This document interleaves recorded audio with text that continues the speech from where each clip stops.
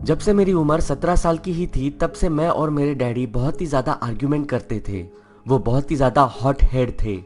Over the years हमारी argument बहुत ही ज़्यादा हाइपर होने लगी। बात इस तक पहुंच जाती थी कि मुझे घर छोड़ना पड़ता था एक दो दिन के लिए, ताकि मेरे डैड का सर ठंडा हो जाए, फिर मैं अपने घर में फिर से वापस चला जाऊँ।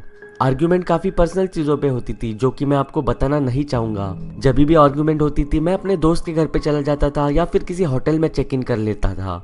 मैं तभी 22 साल का था। तभी एक बड़ी फाइट के बाद मुझे फिर से अपना घर छोड़ना पड़ा। मैं एक होटल में चेक इन हुआ। होटल के मुझे एक दिन के $100 देने पड़ते थे, लेकिन मेरे पास कोई ऑप्शन ही नहीं था, तो I have to do it. Mostly मेरे और डैड के बीच में झगड़ा नाइट टाइम में होता था, लेकिन इस बार कुछ शाम के 5 बजे हुआ था। तो मैंने डिसाइड किया मैं होटल के पूल साइड में हैंग आउट करूंगा। ये काफी फनी चीज थी कि उस होटल में सिर्फ मैं ही एक अकेला कस्टमर था। पूल वॉज एम्प्टी, हॉलवे भी एम्प्टी था और लॉबीज भी एम्प्टी थी except for the desk worker. लेकिन फिर इट वॉज जस्ट अक्टूबर और हम लोग कोई वेकेशन स्पॉट पे तो नहीं रहते थे जहाँ पे क्राउड आए। मेरा रूम सेकेंड फ्लोर पे हॉलवे के मिडल में था। आई हैव नो आइडिया उनका पूरा होटल तो खाली था, मुझे ये रूम क्यों दे रखा था। पूल साइड पे थोड़ा टाइम बिताने के बाद मैं अपने रूम में चला गया। मैं अपने रूम में लेटा था, तभी एक हल्का सा टैप हुआ मेरे रूम के दरवाजे पे। मैंने वेट किया कि कोई चिल्लाए house keeping, but they never did. तो मैंने इग्नोर किया एंड टू माई सरप्राइज मैंने अपने डोर पे डू नॉट डिस्टर्ब का टैग लगाया था। फिर भी मैंने सुना डोर नॉक खुलते हुए और धीरे धीरे दरवाजा खुलते हुए। मुझे लगा हाउस कीपिंग है, तो मैंने कहा कि नो थैंक यू, अभी नहीं। मैं एम्प्लॉय की शक्ल नहीं देख पाया क्योंकि वहाँ पे एक दीवार थी जो कि बेड से दरवाजे का व्यू ब्लॉक कर रही थी। देयर वॉज अ पॉज और मैंने फिर से अपने आप को रिपीट किया। फिर मैंने दरवाजे को जोर से स्लैम करने की आवाज सुनी। इट एक्चुअली पिस्ड मी।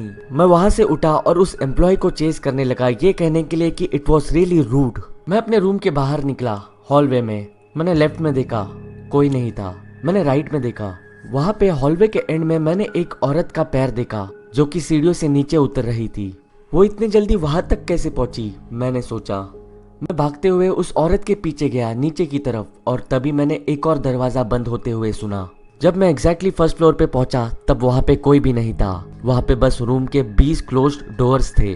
मैं बहुत ही ज्यादा कंफ्यूज था और बहुत ही ज्यादा फ्रीक आउट हो रहा था। मैं नीचे रिसेप्शन में गया उस एम्प्लॉय के बारे में कंप्लेंट करने के लिए। रिसेप्शनिस्ट ने मुझे कहा कि डैट मस्ट बी रोजा और वो उसको क्वेश्चन करेगी वो दरवाजा जोर से स्लैम करने के बारे में। मैंने उस औरत को थैंक्स किया और मैं सीधे गया होटल में खाना खाने के लिए। खाना खाते ही मैं अपने रूम पे वापस आ गया। तभी मैं अपने मॉम के साथ फोन पे बात कर रहा था। मॉम ने मुझे कहा कि मैं अपने घर पे ना आऊँ क्योंकि मेरे डैडी अभी भी बहुत ज्यादा गुस्से में थे। मैंने मेरे मॉम से कहा ये सब झगड़ा होने के कारण मैं बहुत ही ज्यादा डिप्रेस हूँ एंड शी अंडरस्टूड। जब मैंने फोन काटा इट वॉज जस्ट 9 o'clock, तो मैंने थोड़ी देर के लिए टीवी देखा और मैं कुछ अराउंड 10:30 11 में सोने के लिए गया। मैं एक आवाज सुन के उठा। एट फर्स्ट मुझे पता नहीं ये क्या आवाज थी। मैं बेड पे उठ के बैठा और अपनी आंखें रब की। Why are you staying in this room? मेरे बेड के लेफ्ट एज पे कोई तो था टॉवरिंग ओवर मी। मैं चिल्लाया और मुझे उल्टी करने का भी मन किया। It was a horrifying feeling at that moment. उस इंसान ने मेरा गला पकड़ने की कोशिश की। वो एक ओल्ड वुमन थी, उसकी ग्रीफ काफी लूज थी। मैंने उसे हटाया और मैं वहां से भाग गया। वो बूढ़ी औरत भी मेरे पीछे पीछे मुझे चेस करने लगी।